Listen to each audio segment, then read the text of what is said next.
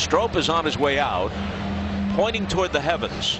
We can only ask or wonder that he is asking some departed relative for forgiveness for this atrocious performance. The Bob Costas interview was so good last week that we decided to make it a two-parter. This one has everything, some baseball substance and some incredible stories involving Mike Shannon, Howard Cosell, and Marvin Barnes. The Hall of Famer is our Sunday conversation. The broadcasting angle with baseball, with all the regional Bally's going broke, will fans not have the access that they're used to in the near future? When you're taking too much of the game away from the casual or average fan, and when even those who might have the wherewithal to do it don't know where the game is, like in New York, you could have like 4 straight nights where the game's on ESPN, it's on Fox, it's on the Yes Network, it's on Apple TV, maybe it's on Peacock. Like, where the hell is my team? You know, so I think that has to have some effect over time in terms of the bond between the average fan and his or her team. A common denominator of some really successful people in the media industry is they don't care what people think about them at all. Howard Stern, Rush Limbaugh. You always cared. Yeah. And do you think you cared too much? Maybe at one time I did, but, you know, there's a difference. Howard Stern, Rush Limbaugh, they made their careers around very strong takes that are going to delight some portion and alienate, tick off another portion. And here's something that almost no one ever says. This is unique to sports broadcasting. If somebody didn't like Johnny Carson, I don't know why you wouldn't, but you might watch Dick Cavett, or you might watch Ted Koppel on Nightline. But if you're watching your team, or on network television you want to watch this game, you have to come through the broadcasters. It was one thing when somebody could send a letter to KSDK or to NBC or whatever, and it could be evaluated for what it's worth. Now, 100 tweets can seem like an avalanche. But out of what? Out of how many millions of people watch the game? So there's some perspective missing here when we begin to treat that as if it's a credible source, and people are too lazy to think about it or put it in any kind of perspective.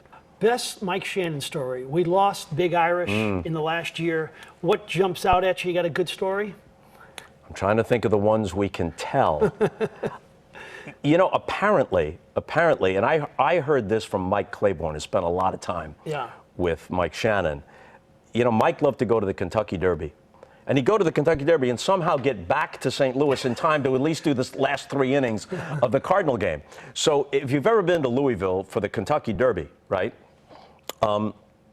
there's more private planes and more limos than you can shake a stick at, right? Now he bolts, and he's got to get to the airport, right, where all the private planes are queued up. And he goes to this limo, and he opens the door, and the guy says, "This is Mr. Cosell's limo." And Mike says, "Screw it, take me to the airport." And he hijacks Howard Cosell's limo, which is just the kind of thing that Mike would do. I'm wondering, did you have the equivalent of a rival? Because Jack Buck was older than you. Joe Buck was younger. Was there a rival? No, never. And I can honestly say this, whatever flaws I may have, and we all have at least a few, I've never experienced jealousy or resentment, even a thimble's worth of it, of anyone else in my entire life, in or out of my own profession. When I see somebody doing well, I'm happy for them. How does that affect what I'm doing?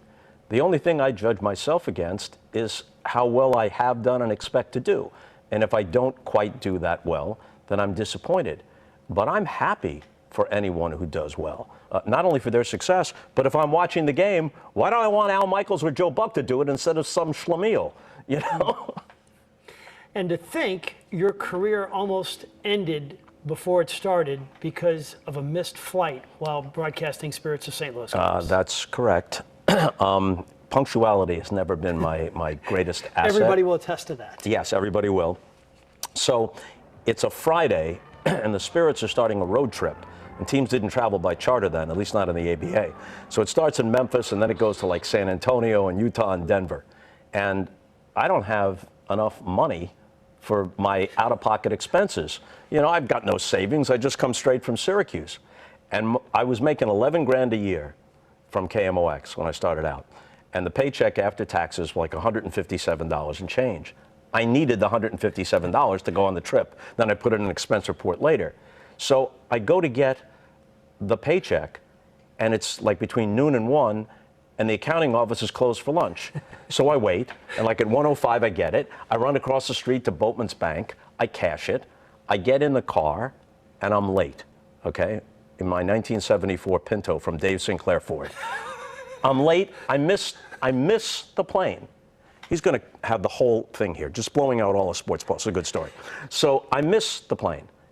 Instead of staying at the airport, as I should have, the next flight to Memphis is at 5 o'clock.